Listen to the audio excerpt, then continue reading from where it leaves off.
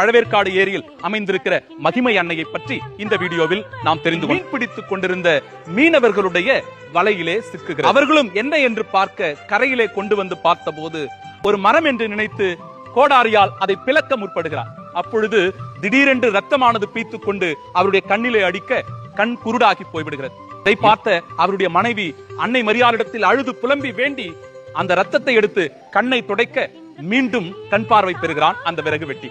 அந்த சுரூபத்தை கொண்டு போய் ஒரு சிறிய குடிசை ஆலயம் ஒன்றை கட்டி அந்த ஆலயத்தில் இந்த தேவ மாதாவினுடைய சுரூபத்தை வைக்கிறார். கோடாலியால் வெட்டிய அந்த காயங்களும் அந்த பகுதியும் கூட இன்றளவும் காட்சி பகுதியில் பணியாற்றி கொண்டிருந்த ஒரு குருவானவருக்கு தேவத்தாய் கனவில் காட்சி அளித்து ஒரு ஆலயத்தை கட்டுமாறு சொல்லுகிறார்.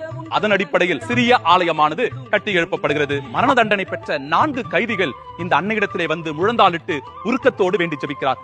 அவர்களுடைய மரண தண்டனையானது நீக்கப்பட்டு அதிலிருந்து அவர்கள் விடுதலை பெற்றதனால் மீண்டும் மீனவர்கள் மீன் பிடிக்க செல்லுகிற வேளையில் பல்வேறு நிலைகளில் புயல்களால் அவர்கள் தாக்கப்படுவதுண்டு.